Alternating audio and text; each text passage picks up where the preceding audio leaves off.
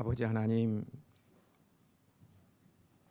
우중 가운데도 이 예배의 자리로 나아온 믿음의 성도들이 여기에 있습니다. 기쁨으로 맞이하여 주신 줄 믿습니다. 예배하신 은복으로 역사하여 주시옵소서. 이제 펼쳐진 성경 속으로 들어가겠습니다. 오늘도 펼쳐진 성경을 통하여서 우리 각인에게 필요한 말씀으로 역사하여 주옵시기를 예수님의 이름으로 기도하옵나이다.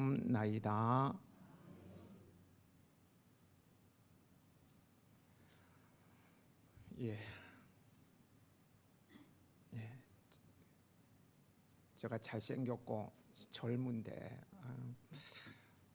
말이 헛나가네요. 지난주에 2절까지 해야 되는데 1절만 해서요. 오늘 2절까지 하고 넘어갈 것입니다. 노래 부르겠다는 건 아니고 지난주에 말씀을 시작할 때 조크를 1절만 하고 2절은 깜빡하고 넘어갔는데요. 오늘은 못했던 것까지 다 하도록 하겠습니다. 1절부터 다시 시작합니다. 1절은 지난주 했던 겁니다. 어느 교회의 어린이 교회 학교에서 예배를 드릴 때 선생님이 말했습니다. 자, 이제 설교 시간이 되었어요. 설교는 뭐 하는 시간이죠? 그랬더니 아이들이 대답을 합니다. 참아주는 시간이요. 지겨운 시간이요. 사탕 주는 시간이요. 여기까지 했다고. 2절입니다. 선생님이 다시 물었어요. 성경 속에는 무엇이 들어있을까요? 그러자 한 아이가 손을 바짝 들더니 아주 자신만만하게 대답하는 것이었어요. 제 성경 속에는요, 로봇 스티커가 붙어 있고요. 제 형아 성경 속에는 여자친구 사진이 들어있어요. 어린이다운 순진한 답변이라고 생각합니다.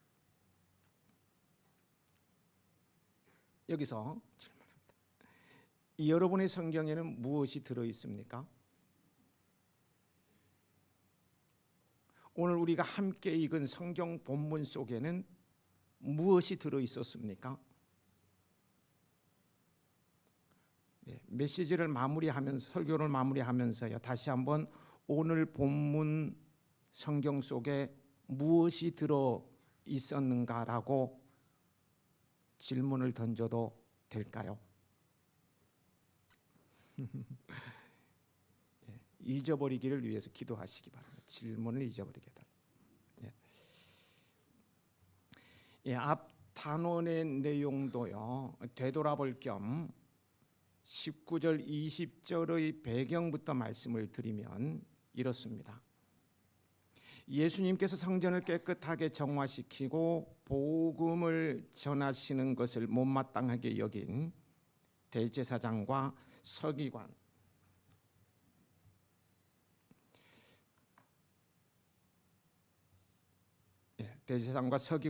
백성의 장로 등 유대 지도자들이 자신들의 권위를 앞세우며 당신은 무슨 권위로 이런 일을 하는지, 이 권위를 준 이가 누구인지 우리에게 말하라며 권위의 출처에 대한 질문으로 예수님을 올무에 걸리게 하려 했어요.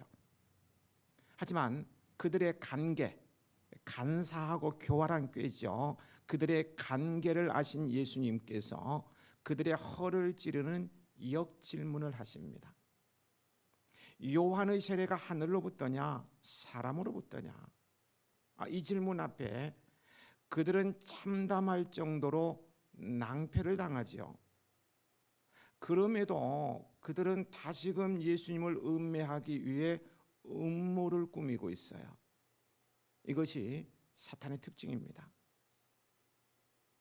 사탄의 특징은 집요합니다. 망신을 당해도 끝까지 물고 늘어집니다. 그래서 사탄의 슬로건이 무엇인지 아십니까? 모처럼 물어보네요. 사탄의 슬로건, 10번 찍어 안 넘어가면 톱으로 켜라. 이게 사탄의 슬로건이에요. 끝까지 간다는.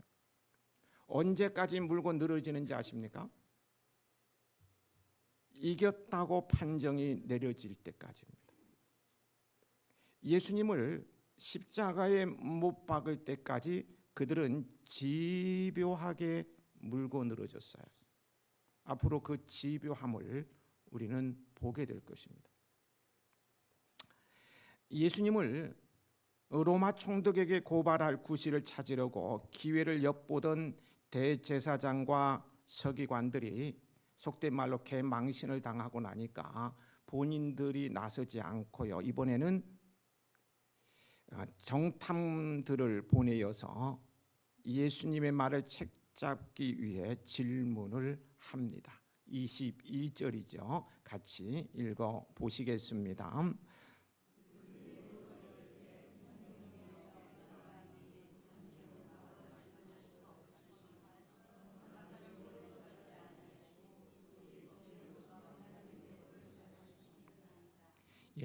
참 예의 바르고 구구절절 옳은 말씀들만 하고 있어요. 물론 가식적인 아첨의 말이지만요. 이들은 자신들이 예수님을 인정하고 칭찬함으로써 예수님을 따르는 추종자인 것처럼 위장하여 예수님을 안심시킨 뒤 대답하기 어려운 질문으로 예수님을 난처하게 할 생각이었어요. 그러나 23절에서 알 수 있듯이요, 예수님께서는 이미 그들의 의도를 알고 계셨어요. 22절에 정탐들이 예수님께 한 질문을 던졌어요. 그것은 납세에 관한 것이었어요. 가이사에게 세를 바쳐야 하느냐 말아야 하느냐는 것입니다. 이 질문은 겉으로만 보면 아주 단순한 질문 같아요. 그러나 예수님을 올무에 걸리게 하기 위해 아주 치밀하게 준비하여 던진 것이었습니다. 여기서 말하는 세는 인두세, 성인이 된 모든 사람에게 매기는 세지요. 인두세를 말하는 것으로 이를 로마 정부에 바치는 것에 대해서는요, 당시 로마 정부가 임명한 헤롯 왕, 그 측근들, 헤롯 당원이라 그러죠. 그들을 제외하고는요, 대부분의 유대인들이 반대하는 입장이었습니다. 그래서 그들은 세금에 관한 질문을 통해서 예수님을 올무에 걸리게 하고자 한 것입니다. 그들은 만일 예수님께서 세금을 바치지 말라고 하면 예수님을 로마에 대한 반역 선동자로 몰아 고소하고자 했으며, 만일 예수님께서 세금을 바치라고 하면 예수님을 매국노로 몰아 백성들로 하여금 예수님을 배척하도록 만들려고 하였던 거예요. 참으로 정탐들의 질문은 예수님을 올무에 걸리게 하는데 매우 적절한 것이었어요. 예수님께서는 양자택일의 질문 앞에서 이러지도 저러지도 못할 위기에 처한 거예요. 만일 예수님께서 지혜롭지 못하셨다면 분명 그들의 간계를 이겨내기 어려웠을 것입니다. 그들의 예수님께 대한 공격은 빈틈이 없을 정도로 정말로 잘 준비된 질문이었어요. 이와 마찬가지로요, 오늘 성도들을 넘어뜨리기 위한 사탄의 공격도 빈틈이 없다는 사실을 우리는 알아야 합니다. 사탄은 지극히 지혜로운 영물이라는 거 아시죠? 그는 천사들 중에서 최고의 위치에 있던 자입니다. 에스겔서 28장을 읽어보면 나오죠. 그러한 자의 공격이 어설플 리가 없어요. 사탄이 아담과 하와를 넘어뜨릴 때의 상황을 잠시 생각해 보십시오. 빈틈이 없이 완벽했어요.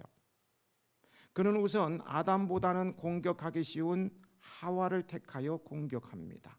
아담은 하나님께로부터 직접 말씀을 들었고요, 하와는 아담을 통해서 말씀을 들었어요. 약하죠. 그래서 하와를 공격했어요. 그리고 하나님의 말씀을 교묘하게 왜곡하여 하와로 하여금 자신의 음모를 알아채지 못하도록 하고는 범죄하도록 유도했는데 그대로 걸려들었어요. 그리고는 하와를 통해서 내 뼈 중에 뼈요 살 중에 살이라는, 눈에 콩깍지가 집어져 아무것도 안 보이니까 사랑하는 하와를 통해서 남편 아담을 쉽게 넘어뜨렸어요. 사탄의 빈틈없는 지혜에 감탄하지 않을 수 없습니다. 오늘 우리에게도요, 이렇게 빈틈없게 공격해오는 사탄, 우리는 어떻게 대처해야 하겠습니까? 세 가지로 말씀드려 볼까요? 첫째, 우리의 약점을, 무엇을요? 약점을 알고요, 내가 알지 못하는 나의 약점까지 어느 정도 아시는지 아십니까? 따라해 보시겠어요? 귀신같이 귀신같이 한다고요. 사탄이 귀신같이 하나. 귀신같이 하는 것은 나도 알지 못하는 나의 약점, 귀신같이 알고 그 틈을 타서 빈틈없이 다가오는 사탄의 공격이 있다는 것을 늘 기억하고 깨어 조심하며 부지런히 살아야 됩니다. 성경을 보면요, 부지런히 살지 않다가 넘어온 경우가 많습니다. 다음 기회에 말씀을 드릴게요. 둘째는요, 우리는 우리 스스로의 힘만으로는 사탄의 공격을 극복하기 어려운 것을 알고 사탄의 그 어떠한 공격도 이길 수 있는 능력을 가지신 하나님의 영이신 성령님의 도우심을 간구해야 합니다. 기도로 성령 충만하시기 바랍니다. 셋째는요, 모든 지혜의 근원인 말씀으로 무장해야 합니다. 말씀은 우리가 사탄의 빈틈없는 공격을 완전 분쇄하고 무찌를 수 있도록 하나님께서 우리에게 허락해 주신 가장 강력한 무기입니다. 에베소 6장 17절에 구원의 투구와 성령의 검, 곧 하나님의 말씀을 가지라고 했어요.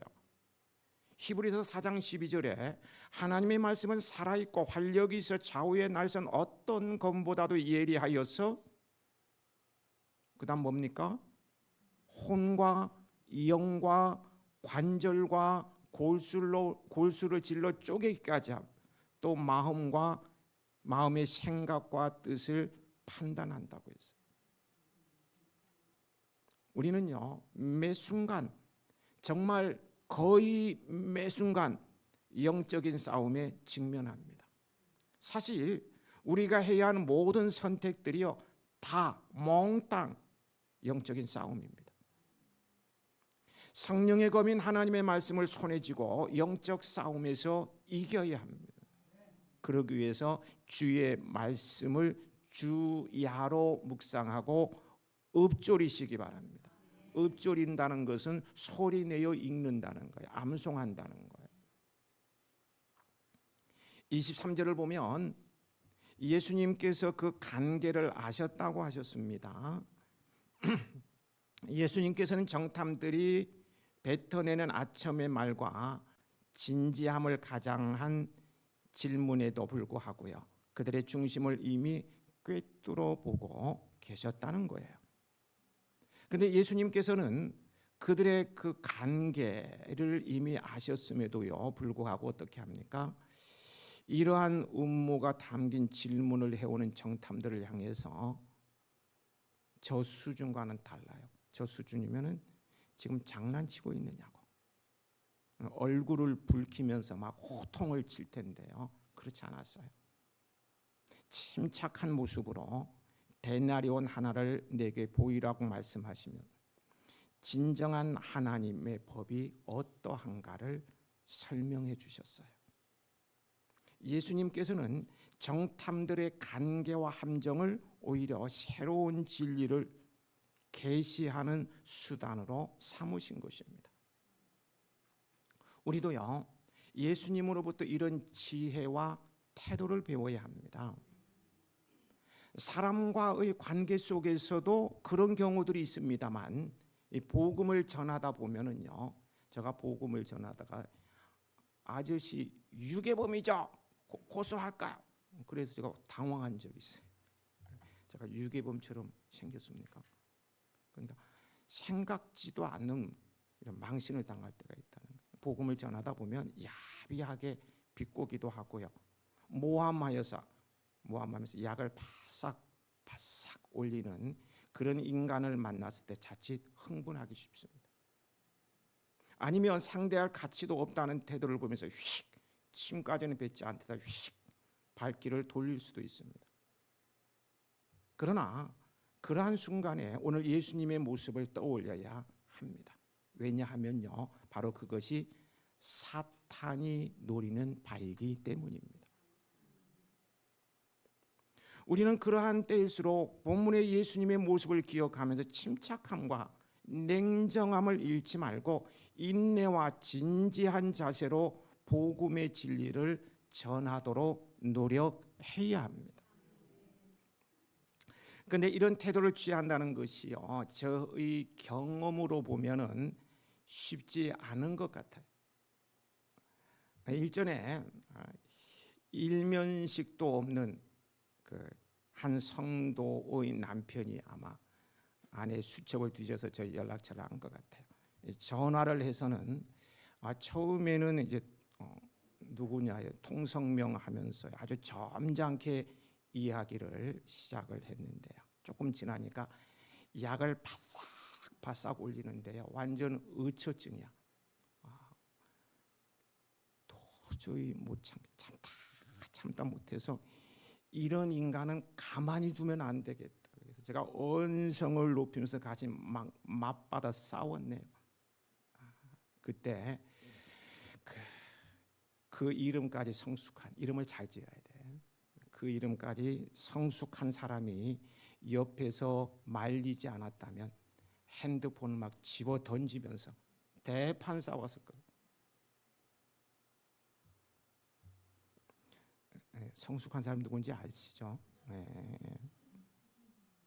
나중에는 제가 그 집 딸 주례했어요.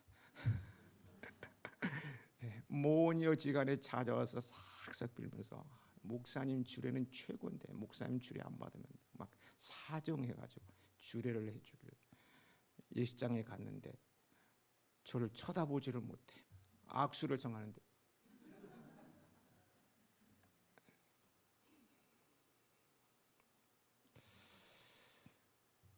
그때를 생각하면요, 지금도 너무 부끄럽습니다. 창피해요.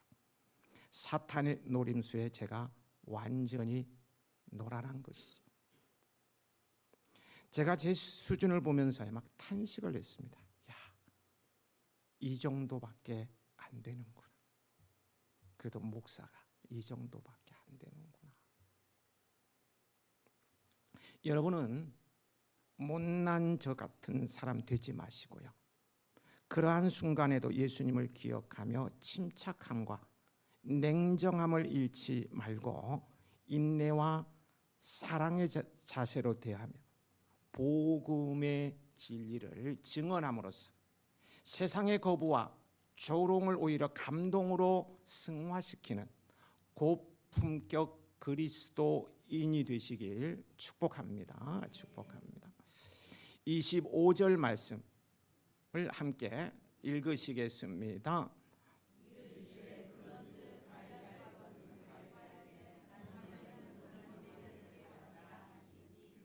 여기서 그런즉이라 하는 말은 24절에 정탐들이 내민 데나리온 은화에 가이사의 형상의 글이 새겨져 있은즉이라는 의미입니다.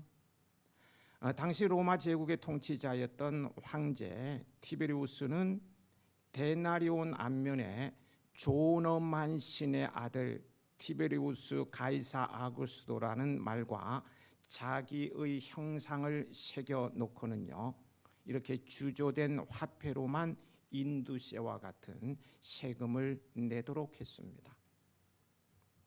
그런데 예수님께서는 로마 화폐를 이용하여 단지 정탐들의 질문을 답하는 것으로만 그치지 않으셨어요. 땅의 것으로부터 더 크고 위대한 하늘의 진리를 이끌어내시는 것을 보게 됩니다. 예수님께서는 단지 가이사의 것은 가이사에게 바치라고만 말씀하지 않으시고 더 나아가 하나님의 것은 하나님께 바치라고 하셨다는 말씀이에요.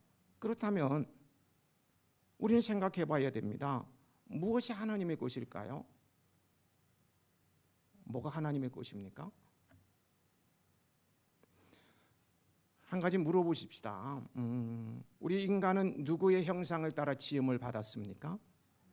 잘하시네요. 성경에 보면 창세기 1장 26절 27절에 하나님이 이르시되 우리의 형상을 따라 우리의 모양대로 우리가 사람을 만들고 그들로 바다의 물고기와 하늘의 새와 가축과 온 땅과 땅에 기는 모든 것을 다스리게 하자 하시고 하나님이 자기 형상 곧 하나님의 형상대로 사람을 창조하시되 남자와 여자를 창조하시고 인간은 하나님의 형상대로 창조되었어요.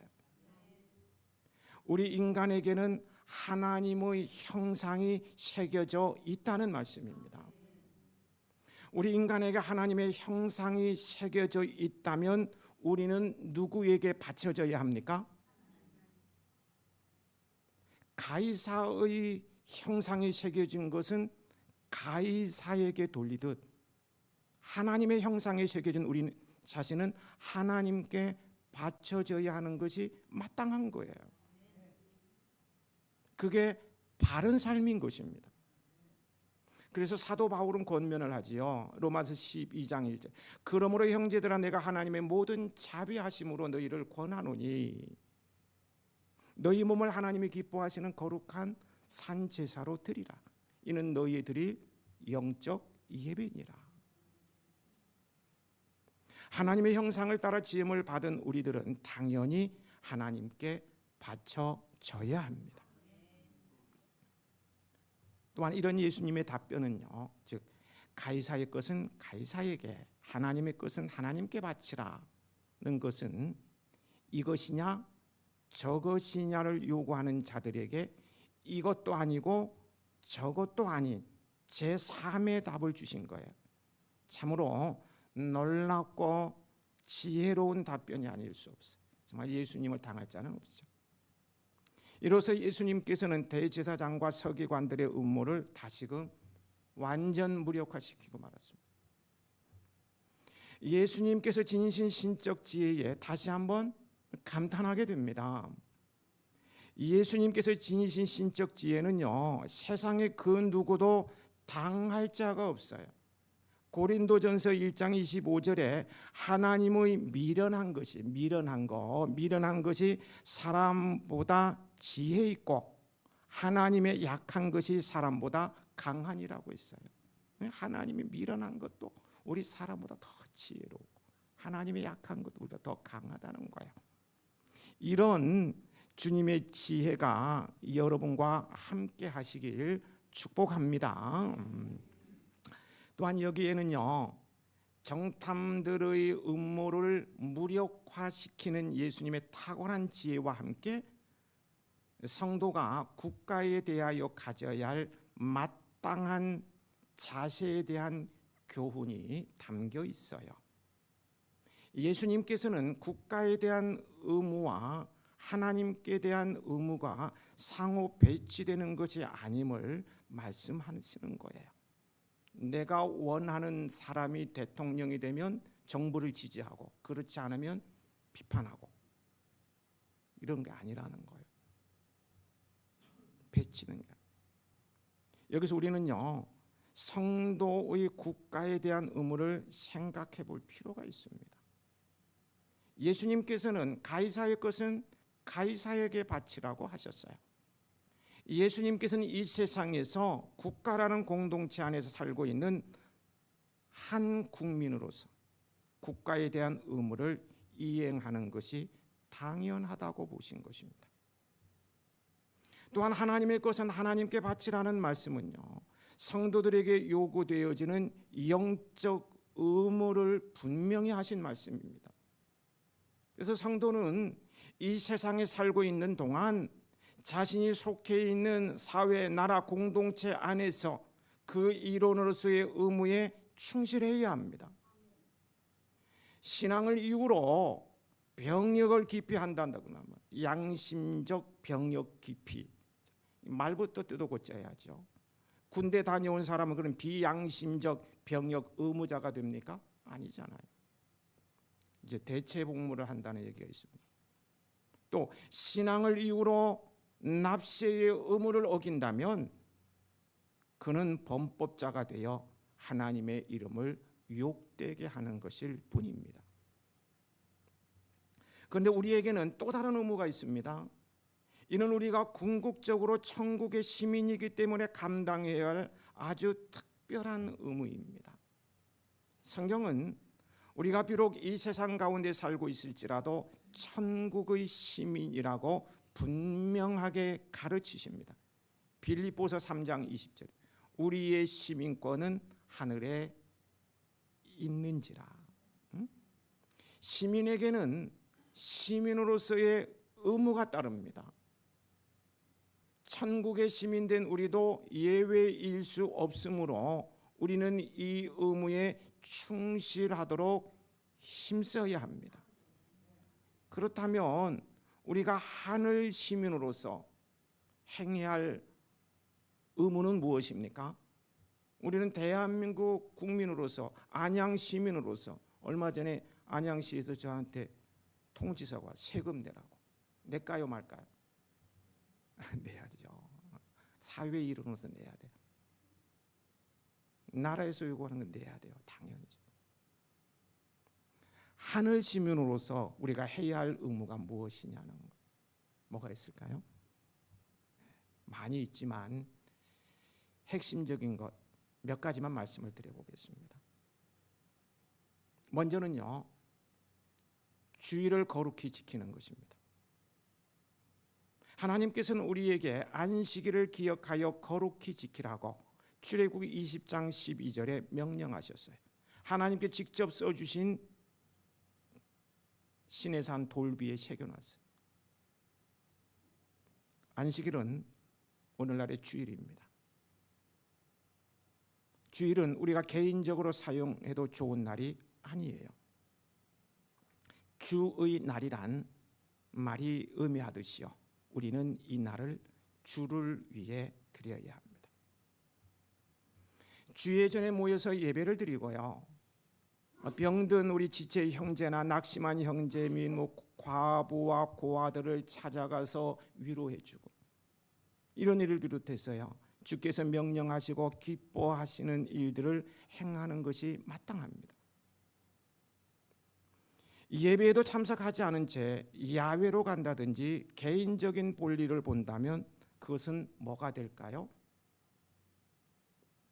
범법 행위가 되는 거예요. 안식일을 기억하여 거룩히 지키라는 말씀을 범하는 거죠. 그래서요, 저는 주일에 있는 결혼식 절대로 참석 안 합니다. 사촌이고 뭐가 안 가요. 왜 가? 나 범법자가 되기 싫어서. 그래서 미리 축의금을 보냅니다. 나는 주일은 못 지킨다. 처음에는 뭐 막 하더니 이제는 다 존경합니다. 역시 다르군. 저는 볼처하러도 주일날 절대 안 가요. 토요일 하면 간다 그래요.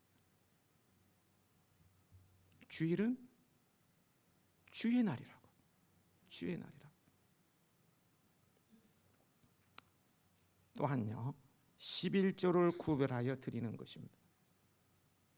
성경은 11조를 하나님의 백성으로서의 의무로 규정되어 있습니다. 말라기 3장 10절에서 12절이죠.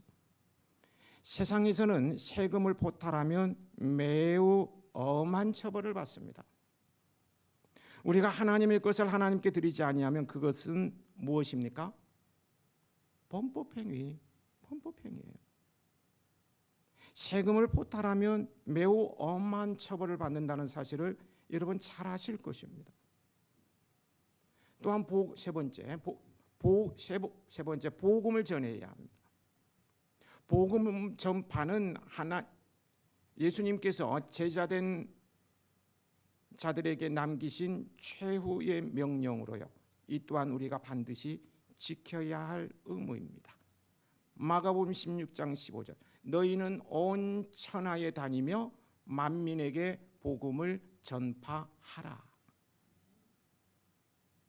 하나님께서 우리에게 명령하신 것은 천국 시민으로서 의무를 다하라는 것이고 그 중에 가장 중요하고 우선시되는 것은 복음 전파입니다.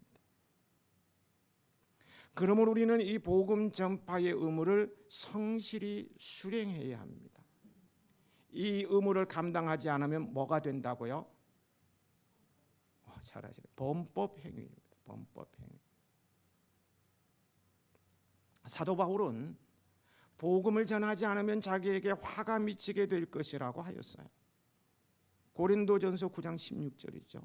내가 복음을 전할지라도 자랑할 것이 없으면 내가 부득불할 일임이라. 만일 복음을 전하지 아니하면 내게 화가 있을 것이로다. 바울이 하나님께 대한 의무에 얼마나 충실했는지를 잘 보여주는 예라 하겠습니다. 우리는 범법자가 되어서는 안 되어요. 여러분은 세상에 대한 의무를 성실하게 이행하고 있는 줄 압니다. 세금도 꼬박꼬박 내시고 사회의 기본도 잘 지키고 계시리라고 믿어요.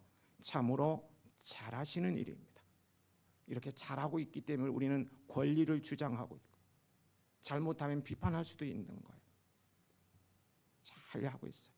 아울러서요, 하나님께 대한 의무도 성실하게 이행함으로 천국 시민으로서의 도리를 다하고요, 그 나라의 왕이신 하나님께 칭찬을 들을 수 있으시기 바랍니다. 26절 말씀 함께 읽으시겠습니다.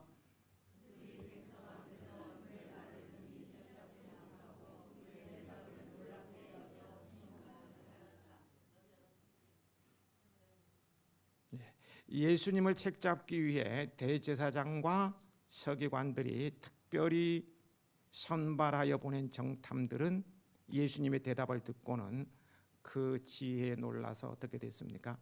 말문이 막혀버리고 만 것입니다.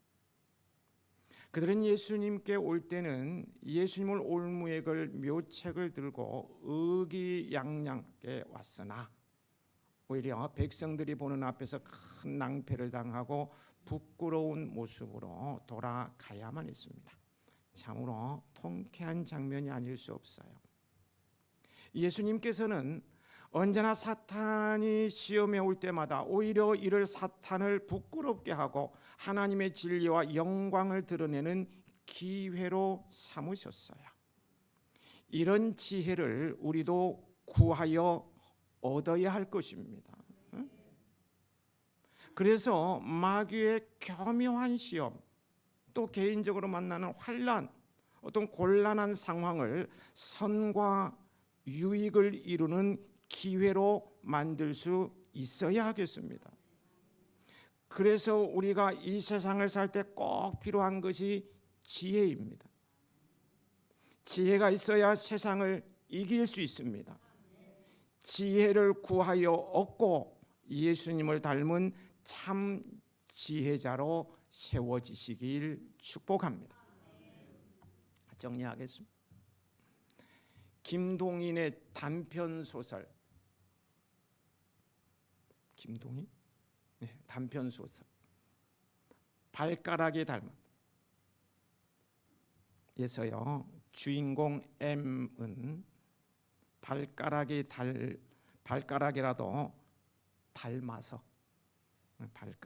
닮아서 괜찮다는 생각을 하는 그런 이야기가 나오죠. 우리는 하나님을 닮았다고 할 수 있어야 하는데 우리도 하나님의 발가락을 닮았다는 소리를 듣지는 않는죠. 하나님의 형상을 따라 지음을 받은 우리는 하나님을 닮아야 합니다. 우리 몸을 하나님께서 기뻐하시는 거룩한 산 제사로 드릴 때 하나님을 닮은 그분의 형상으로 살아가게 될 것입니다.